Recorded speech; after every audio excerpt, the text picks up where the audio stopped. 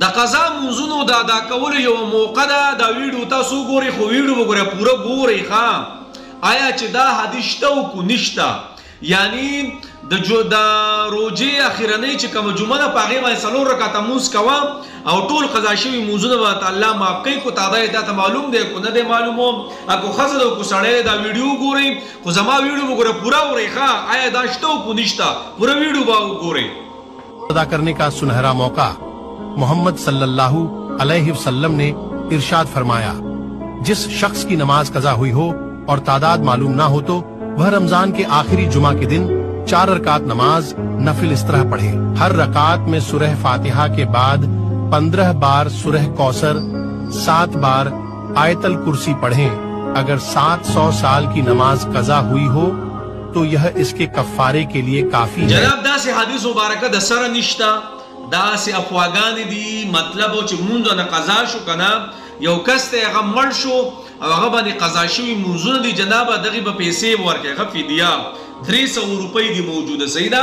او چا چې مونږونه قضا شوی او جمدی دي هغه مونږونه راړي ښا دا نشته چې بس پلانې مونږه کو والله ټول قضا شوی مونږونه معاف کی نه جناب دا سے ځان نه خبرې دي سیدا ګورئ د چا چې مونږونه قضا شوي او تعداد ورته معلوم نه یو اسټیمیټ ولګوي چې د کله زه بالغ شوی یم د کله نه زه بالغ شوی یم نو جناب ځان سره یو حساب ولګوي حساب او د چې کله نور راوخي چې د هغې نه پس مونځونه کولی شي د زوال په ټایم کې مونځ مه کوه زوال ټایم نه زوال ټایم 3 ټایمونو کې مونځ نه کېږي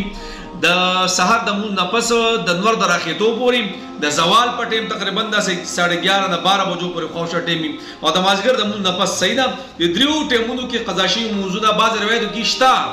فقهاو به لیکلي خو بیا هم بهتره نه ده د 3 ټایمونو کې قضا شوي مونځونه مه راګرځوئ نور د ماښام د مونځ نه پس د ماخوستن د مونځ نه پس د ماسپښین د مونځ نه پس د مازدیګر د مونځه پورې چې نور راوخي چې د هغې نه پس ټوله شپه کې قضا شوي مونځونه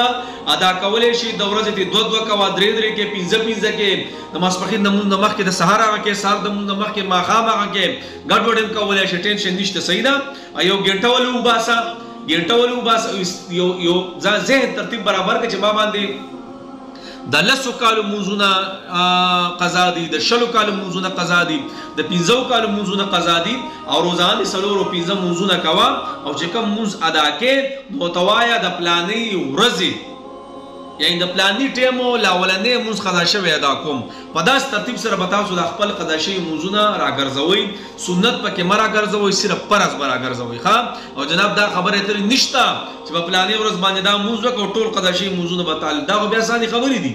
جناب ټول کال مونځونه مه کوه او بس دغې د رمضان مبارک د اخرنۍ چې کومه جمعه راځي پای کې د 4 رکعته مونځ کوو خبره ختمه دا خو بیا ډېر په اسانه طریقه ده دا بیا مونځونه خلي ولې لاړه بیا خو دا ټول ترتیب کوئ دا نشته ښه دا د سره دروغ دي دا منګړت روایت دي دا ټوز د سره دې شته نه ښه صحیح ده الله